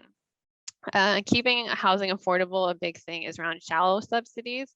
Not everyone needs a full housing voucher that would cover the majority of their rent. So the shallow subsidies, maybe even just a couple of $100s a month, really helps a lot of our community members to stay in housing. So there's a number of them that would be through the Hawaii Public Housing Authority. Sorry, there's a bunch listed on the screen. And then we have two that would be basically extending the housing subsidy through the temporary assistance for needy families or temporary assistance for other needy families programs. So these basically are benefit type of programs, and right now the housing subsidy is only for up to 2 months, even though they can participate in these and the first to work programs up to 5 years. So these two bills would be looking at increasing that housing subsidy for up to 5 years for those in the first to work program through the TANF and TANF programs. So supporting transitions for certain subpopulations. A big thing this year is Ohana Zones. So Ohana Zones basically is a fund that allows the state and the counties and service providers across the state to work together to determine what are the needs that the individuals experiencing homelessness in their communities are facing. What do they need? What kind of do they need another emergency shelter? Do they need transitional housing, transitional shelter? What exactly would be the most helpful? So it really allows a lot of flexibility depending on the island and the region. So there's going to be a number that are looking to extend the pilot program. Currently it's about to expire next year, and also put more funding towards it. So there's a number of bills on that. And then supportive housing, some people do well just getting into housing, but some people need more of housing plus some wraparound services to kind of stabilize them. So there's a couple of bills listed here that would be kind of looking at the needs, on each island, and also kind of bringing developers and service providers together, because that's often a barrier to building more supportive housing, is that they're two different brains, I guess, so services and the development. So just trying to, I guess, bridge the gaps there. And then also there are bills on potentially allowing issuance of GEO bonds for developing permanent supportive housing. Another thing that we're looking at is reentry from incarceration, where there's so many bills on this topic, so we're kind of sorting through those right now. And the last topic I want to talk about, which is the last big bucket that the continuum of care are looking at, is reducing barriers to accessing housing. Yes, we definitely need more affordable housing, but at the same time, we have a lot of housing resources such as housing vouchers. Many people may know Section 8 housing vouchers, yet people are unable to use them a lot of times. So the first barrier we're looking at is rental application screening fees. Right now I'm looking for a rental unit, and every time it's $50, $35, and for someone on low income or fixed incomes, that really adds up. So right now there's no regulation, so these would just kind of help to regulate them a bit. So it's not that upfront cost, but only if you're actually seriously considered and screened for the unit. And then this last topic has been something that has been discussed very much and is a huge concern for homeless service providers and so many advocates across the state, housing voucher and subsidy discrimination. So basically, you know, when you look at rental ads, Craigslist, wherever, you see so many times no vouchers, no Section 8, and you know, people are just being excluded simply because they need, you know, some housing support, some financial housing support. So many people wait years just to get a housing voucher or other subsidy, and then are turned away, just doors slammed in their face.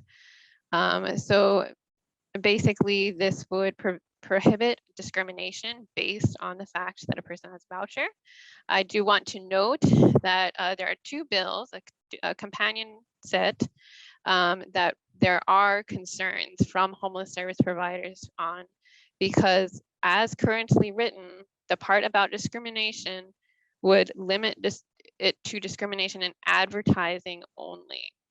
So that means that there would be nothing, you know, in the Craigslist ad or wherever, but then immediately the landlord would be able to say, no, we don't accept vouchers. So it kind of actually makes things worse, because now people will be calling around to every advertisement or every landlord. And so this could actually be very harmful. So yeah, I guess I'll end it there. Please feel free to reach out to me. I'll put my email in the chat. And yeah, let me know if you have any questions. Thanks, Cheryl. There is a question from Dave. Oh. Oh, hi, Cheryl. Hi. Brilliant. I used to work for 1A Coast Comprehensive Health Center. And one of the programs we had was one of the big ways to prevent homelessness is to keep people in their homes. And one of the programs we had was to give them money to get over the next month's rent. In other words, they had too many things to pay out that month. Healthcare, kids' clothes, fix the car, you know, and they just didn't have enough money to make all their payments, and eventually they lost their place. So they just had like 1 month's or 2 months, you know, help getting their rent, then they wouldn't become homeless. So keeping people in their homes is the most effective way of preventing homelessness. So do you have any bills in that regard? I guess I would say the bills that would kind of be most most on that topic would be definitely the shallow subsidy bills, because those really are, you know, I think most of the programs for shallow subsidies are up to $500, and you know, it's not necessarily long term. Like I think one of the programs, if I'm not mistaken, is up to 24 months, you know, and it could be even shorter than that. So I think those types of programs are, I guess, would fit most what you're looking for. I can, I guess, put some of the numbers of the bills in the chat if that would be helpful. Great, thank you so much. Brilliant. Thank you. Thanks, Cheryl. Okay, let's go to Hawaii Alliance for Progressive Action. And then we have 4 more after that. I'll put the remaining order in the chat again. Aloha mai kako o wawa na nea loko ino no papuleo waku mai au no ho au ma mo ili. And my name is Natalia Lowe. I come from Blickley. I'm with Hawaii Alliance for Progressive Action. Our mission is to catalyze community empowerment and systematic change towards valuing people and aina ahead of corporate profits. So with that being said, we are spearheading 2 priority bills, and we're supporting basically all these bills that everybody's talking about. But for this legislative session, we have 2 of them we're advocating for. One is HB 2418, and that's on reforming the Agribusiness Development Corp, or ADC, and HB 1530, which increases pesticide buffer zones around schools to a ½ mile and includes parks. And it also mandates better pesticide use reporting. So what is HB 248? And a little bit more in depth. On the heels of scathing state audit, a State House investigatory committee developed a set of recommendations on how the agency should be reformed. So reforms include adjusting the mandate to support the state's goals of increasing food production for local consumption, expanding the board expertise to include food production, expertise and knowledge of a traditional and customary Native Hawaiian food production, appropriating funds for a planning process, and an account and security on ADC lands. And this is important because after that audit, the ADC must be reformed to address its blatant mismanagement of our public agricultural lands. And to truly address the failures of the agency, it must keep a clear and accessible inventory of those lands it is responsible for, and create an equitable, standardized, and transparent process of awarding leases, ensure meaningful farmer stakeholder engagement in the creation of its strategic plan, create more small-scale leases for small-scale farming operations, ensure these public lands are being farmed sustainably and not being depleted by extractive practices, and ensuring a variety of farming expertise are present on its board and revise its mandate to focus on local food production. And then the other bill, HB 1530, this bill requires the Department of Agriculture to use consistent units of measurement in its summary to the public on the amounts of restricted use pesticides used. And effective on January 1st, 2023, establishes a 1.5 mile buffer zone for pesticides around schools and state and county public parks. And HB 1530 is important because pesticides are documented to drift up to a mile, and children are particularly vulnerable even to chronic low levels of pesticides exposure.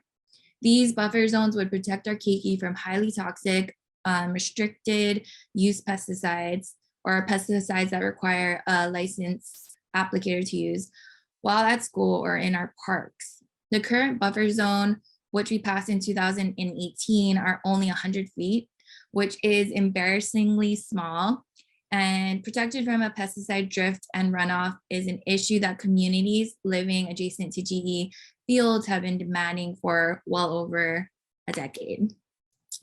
And so yes, those are the bills that we are supporting, and I'll drop in currently some good food and ag bills that are needing testimony by Sunday, I believe. And you can contact us on any of our social networks or using that link, or you can email us at action@hapahai.org. Mahalo. Thank you so much. Let's turn it over to the Surfrider Foundation. All right, thank you so much. Hi, everyone. My name is Lauren Blickley, and I wanted to start by saying, you know, I'm always in my environmental realm, so this has actually been really helpful for me on just a personal level to also realize, I know that all of you all are doing such great work, but really helpful to highlight some of the other bills that I can also be supporting and share with my networks, because again, I'm just always kind of focused on my environment and hoping other people are taking care of the rest. So thank you all. We kind of talked about it a little bit earlier, Senate Bill 350 from last year, and that has now become Senate Bill 2984. And I just wanted to share my screen really quick. I know we're kind of getting close to time, so I will be brief. But you know, this bill is really interesting in a lot of ways. And I was talking to somebody about it the other day, because you kind of just expect kind of what Councilmember Rollins Fernandez was saying, like you expect the people in power to know what they're talking about or to be subject matter experts. And in a way, you also expect, I think, for county and state agencies to have the public's best interest in mind and be taking care of us. And as we know, because we're all in this field, that's not always the case. So what has Surfrider Foundation, we're a nonprofit environmental organization. You don't have to be a surfer to be a part of our organization. You know, anybody, if you like taking long walks on the beach, if you take your keiki down to the ocean on the weekends or during the week, if you are a fisherman or you spend time in the water, you know, we're an organization that focuses on that coastal zone, protecting ocean waves and beaches. And one of the programs that we have is called our Blue Water Task Force. So we're a citizen science water quality monitoring. And we generally try to support and supplant the Department of Health's water quality monitoring.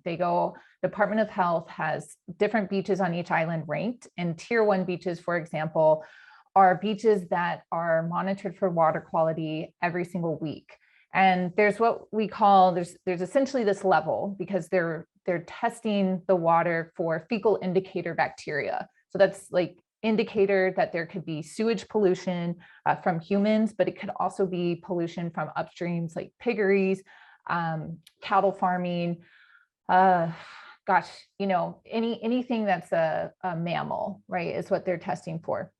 And the cutoff is 130. I won't go into the science, but just know that number is 130, okay? And they're supposed to go out and test every single week. And what we found as we started really digging in, and we've been at work on this for a number of years now, but first, the water quality monitoring is not equitable across our islands. So I'm based on Maui, for example, and we have, about 15 different sites that are tested on a weekly basis. And if you are familiar with Maui, from Kahului Harbor west, we have no beaches that are tested on a weekly basis. This is despite the fact that there are very popular surf spots, they're popular fishing spots. They are areas that also have river mouths and drainage, and it's places where our community is using. Compare that though, because for the past 15 years, we've been testing all along West Maui, like near Ka'anapali, for example. So in these heavily touristed areas. Hana is another example of a community that does not have regular water quality monitoring for the ocean. So that is a first key part of this, is we want the Department of Health to review where they are monitoring. If they have 15 plus years of data from beaches that are, been shown clean, such as Ka'anapali, that they reevaluate where they're testing and be able to shift their testing sites and make sure that it's equitable and that our local communities are knowing what their water quality is at their local beaches. We also really want to push for posting warning signs at these tier 1 beaches if there are brown water advisories. At brown water, you guys probably all saw it in December, late November, early December with that Kona storm. That's when we have this runoff from our upstream, and it carries all the sediment down into the ocean, turning the water brown. But with that sediment comes everything else that's on the surface of the land. So that can include pesticides, it can include a whole host of pollutants. It can also carry wastewater from cesspools, of which Hawaii has the highest per capita number of cesspools of anywhere in the United States. A lot of those are coastal. So we do actually see cesspool sewage turning up in our coastal waters. And currently the Department of Health will send out online notifications, which is great. Like, that's wonderful, but we all know that the reality is not everyone has access to online notifications. And right now I think their subscription is like 2,000, which are Oahu, volunteer-based newsletter, monthly newsletter has close to 5,000. So, the state showing versus if you actually go to the beach and see a sign that says this water potentially has, fecal contamination, sewage pollution, are you going to take your kids in that water? That's kind of a public right to know of what the water is and should you be getting in it.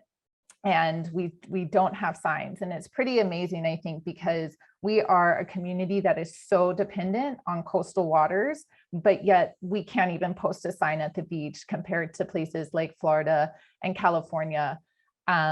So we want signs postage. And then this last one, which is also sampling during brown water advisories. Again, I just talked about brown water. It's when we have these massive rainstorms, or even sometimes smaller rainstorms, that lead to the water turning brown, and because of that runoff. And interestingly enough, the Department of Health, even at these tier 1 beaches, does not go out and test. They won't test during a brown water advisory, which is when you're going to have the highest likelihood of actually having that fecal indicator bacteria. There's probably a couple reasons why they don't do this. And number one, the problems with it are that it is inflating the data to make it looked like Hawaii's beaches and coastlines are super clean because they're only collecting during dry events. They're not collecting when the highest amount of fecal bacteria could be in there. And that makes it look really good on statewide reports that they submit to the EPA every single year. That is in real contrast to, again, our citizen science water quality monitoring that Surfrider does. So I told you that number 130, just to give you an idea, that's the cutoff when the state has to post a sign and has to go back and retest. And so in December with that large Kona storm, they did not go out and test any of the beaches, but our Blue Water Task Force did. And again, keep 130 at Kuli'ou'ou near Mauna Lua on Oahu. Our Blue Water Task Force tested fecal indicator as high as 24,000. And in Kaneohe, as over exceeding 8,000. So this just shows, again, that by not collecting this data, it's a public health issue. And yeah, there's just a lot of issues all the way around. And I wanted to just say one quick thing, and I was supposed to be quick, and I feel like this hasn't been quick, but just one thing that Councilmember Fernandez says, and I think that hopefully those of you who are tuned in watching this, but we do as environmental organizations and public health organizations utilize the testimony that we hear, especially the opposing testimony or the discussions that happen in these committees, to then shift our tactics and our talking points. And we kind of entered last year's session with one set of talking points. And then as we kept hearing this cost issue come up with the Department of Health, we had to shift our tactics. And I actually did go back and I reviewed all of the Department of Health water quality data from Maui in 2020.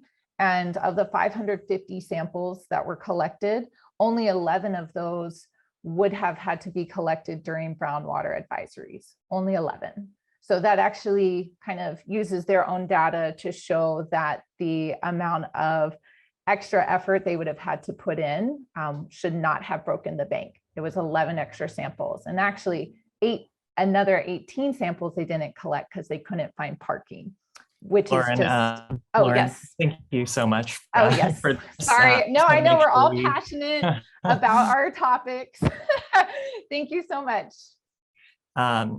If you stick around until after that, to answer any more questions, that'd be great. But I just want to make sure in our last 10 minutes so we get to the last 3 organizations on the list.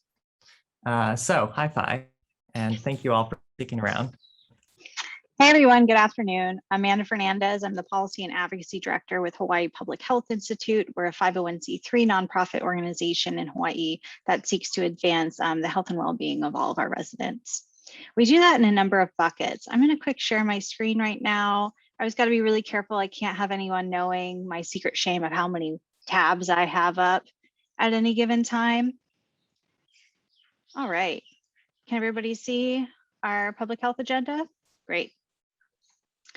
So every year we're really active at the Capitol. One of our biggest program areas we work in a lot of different sectors, but one of our biggest focuses, especially this time of the year, of course, is advocacy before the Hawaii State Legislature. We work in a couple different buckets of health, and by a couple, I mean many. I'm going to highlight our top priorities for 2022. We also are always looking to support things that will advance public health in Hawaii.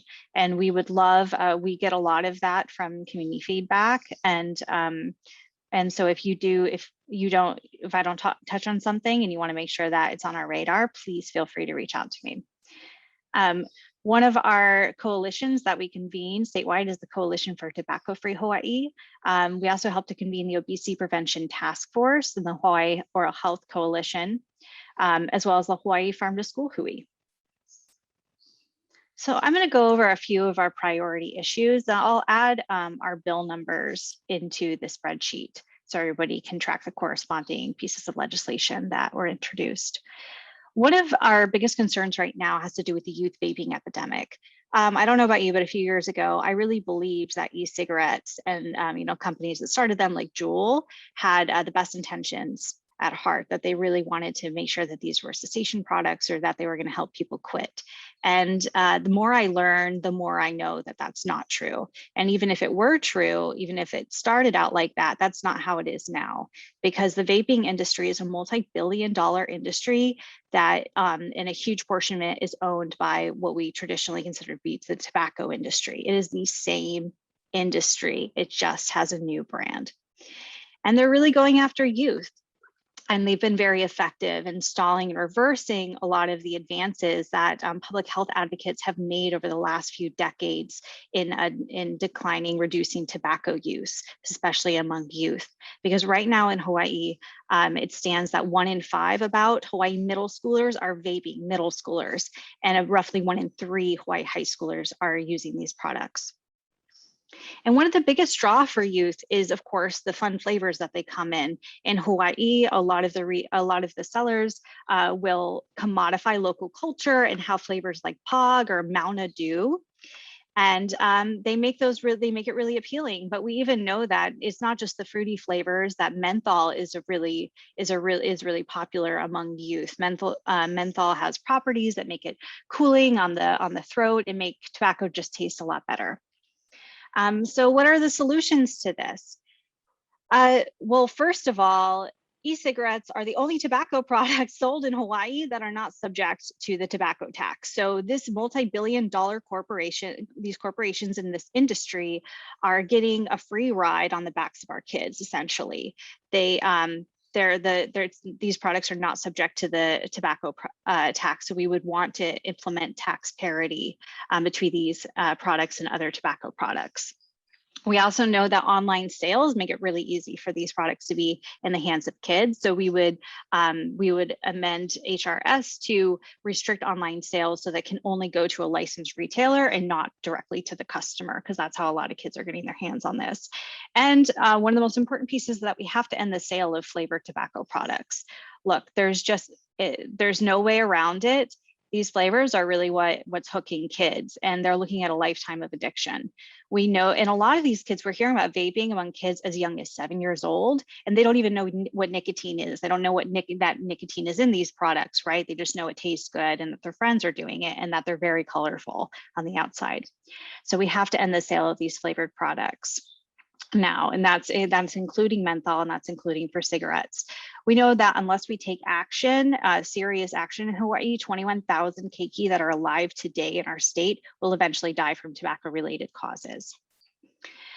We also had introduced a bill that would create a 2 cent per ounce fee on sugar-sweetened beverages. This would go into a healthy ohana fund that then would go towards community-driven public health initiatives. So right back into communities that are most disproportionately impacted by diseases associated with sugary drink consumption.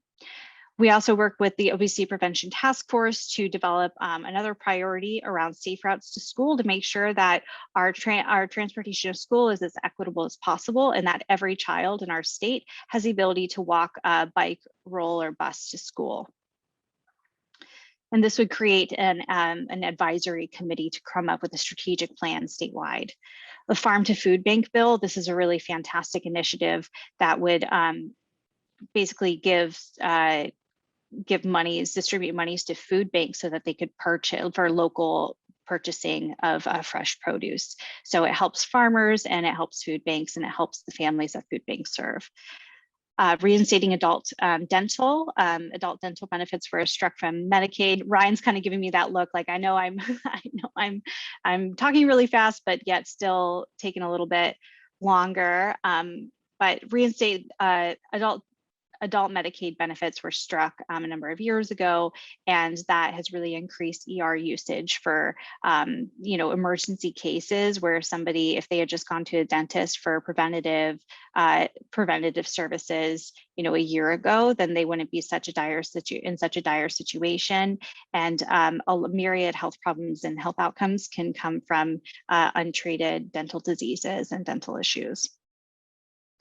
We also are looking to allow dental assistants to offer auxiliary support in public health settings like schools. And so that's another bill that the Hawaii Oral Health Coalition has prioritized. And we work very closely with HCAN on that. And finally, our Farm to School Hui initiatives would fund 2 different positions that would support farm to school programs. All right, that was sort of a speed read through Hi-Fi legislative priorities for 2022. Please feel free to ask me any questions. I'll put my email in the chat. Okay, thanks, Maddie. I know there's so much to get through, so we appreciate everyone sticking around for the last 2 organizations, and I will turn it over to Nicole from HCAN Speaks. Hi, everyone. I hope you can hear me. I'm outdoors. Yep. Good. I'm going to share my screen. Did that work? Sorry. Oh, there we go. Sorry. Okay. So HCAN Speaks is Hawaii Children's Action Network Speaks. It's what we sound like. We advocate for children here in Hawaii, which also means advocating for their parents. We only have 2 major legislative priorities. The first one is improving Hawaii's earned income tax credit, which some places call the working families tax credit, because it's for working class families, low income to like lower middle class. It gets money back in their pockets at tax time. And Hawaii passed one in 2017, but it needs a couple of major improvements. This tax credit is for workers, lower to middle income. If you have children, you get a lot more. Sorry, there's a car going by. There's a lot of research that shows the EITC is good for health, education, economic growth. Every dollar that's put into the pockets of these working parents goes back into our economy. And the really important part of this is because you can see in this graph, lower income people are on the left side of the graph and higher income people are on the right. And our state and local tax system taxes lower income people on the left more than people in the top 10, top 5%, 1%, all the way at the right. And so you can see this graph is not that dramatic, but it shows when we make the EITC refundable, which I'll explain in a minute, it slightly makes it a little bit more fair on the left side. It reduces the tax burden of the lowest income people. And you can see in this chart, the top bar is the lowest income people, and it shows how much their tax credit would increase if their tax credit became refundable. And basically what it means is that here in Hawaii, with the EITC, lower income people don't owe that much in income taxes. And right now our EITC can only put them down to 0 liability. So they can't get their full tax credit.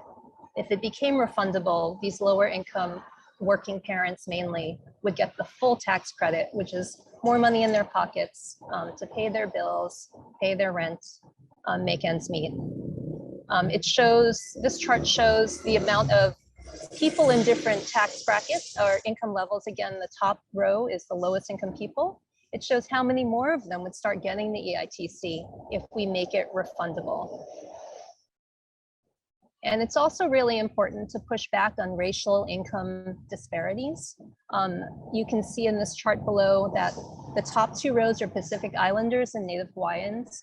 The left side of the arrows are the current EITC, and the right side of the arrows are if we made it refundable. You can see that Native Hawaiians and Pacific Islanders are already getting way more than the state average in EITC. And if we were to make it refundable, it would help them out even more. So it's again, it's not going to solve all our problems, but it's one way to help push back against some of these racial income disparities. And finally, most states have EITCs that are refundable, and also the federal EITC is refundable. We're one of only 5 states. You can see that we're orange. That does not allow the lowest income workers to get the full amount in the form of a tax refund. And the second improvement that we need for the EITC is that it's about to expire. When the legislature passed it in 2017, they put a sunset. So this is the last year of it. So hopefully they will, with our advocacy, they will make it permanent and refundable this year. I'm trying to make our second set of priorities is fixing Hawaii's childcare system. mainly by focusing on workers. It's pretty complicated, a bunch of bills, but in general, Hawaii has the problem in that we don't have enough childcare slots for the need that we have here in Hawaii. You can see the blue bars are the amount of seats we need, and the green bars are the capacity that we have right now. And you can imagine what this causes for parents. They can't get jobs, they can't have stable jobs if they don't have stable, reliable, affordable childcare. Certainly a lot of students right now are parents and they need the childcare as well. One thing that we've learned at HCAN Speaks is that a big part of the problem is that our workforce, childcare workers, are some of the lowest paid workers in Hawaii.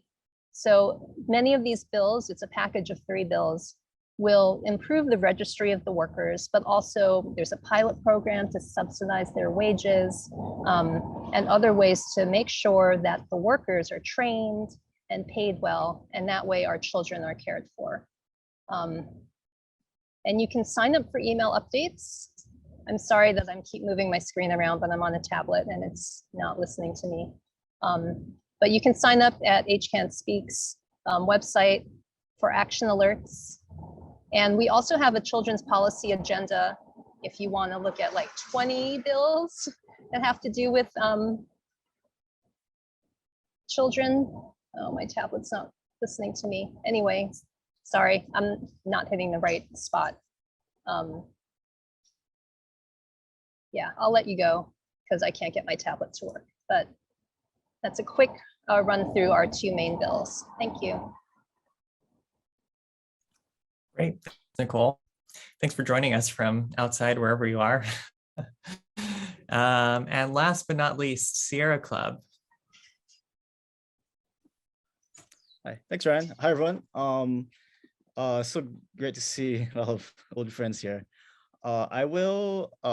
So I think I'll be quick. I think this year, this is my first ledge session with the Sierra Club. Our priorities are probably going to be a lot more focused on stopping a number of bad measures from passing into law. So there are a few buckets that we've identified so far that we'll probably be working on. First, in regards to land use, every year there's a push to try and strip the Land Use Commission of their authority, their jurisdiction to oversee big land use district changes. So when you want to go from rural and conservation and agricultural to like urban, so you can build housing, for example. It only applies really for developments that are 15 acres or more. So essentially like a little bit under the size of the Blaisdell campus. And it's a bit, so the Land Use Commission is always blamed for jamming up housing and affordable housing, which isn't actually the case. There's tens of thousands of units that's approved that have not even been built yet. They have not rejected any completed application that's submitted to them, but it is more of a process. So they can take witnesses. They really take a lot of information in through these established mechanisms to ensure that they can put conditions on these developments so it minimizes the impacts to public trust purposes, Native Hawaiian rights, all the things that the public might care about when you change land uses. And so developers don't like that, and as a result, there's always this push to kind of streamline the LUC or get rid of it altogether. So this week there is a bill, HB 1840, which will let counties change up to 100 acres of rural or ag lands to urban for affordable projects where half of the units are for 140% AMI or below. And just so you know, 140% AMI is something like little under 120 grand for one person, 135,000 or so for a family of 2. This might be last year's numbers, so it might be a little higher. So I mean, it's not really affordable, and you can imagine developers going to maximize their profit margins. So we are very concerned about a lot of the bills I've introduced, including this one that has a hearing. In terms of land use, there are a couple other bills to create exemptions from the EIS process for wells and ag lands that has a decision-making hearing this week, as well as for affordable housing projects. So we'll be watching those and sending alerts if they move. In terms of public lands and resources, there's a couple of measures that would allow the DLNR to issue direct leases for public and ceded lands. So in other words, they can negotiate these sweetheart deals without public auction, without the transparency and accountability mechanisms of their normal leasing process.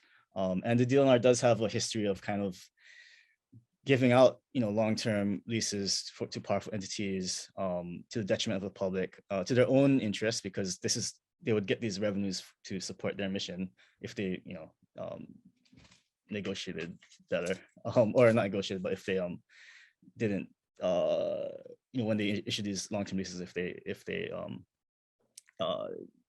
had more transparent, accountable mechanisms, and also huge impacts in Native Hawaiian communities, like in East Maui, where streams have been and continue to be diverted for generations, despite the provisions of the water code and the public trust.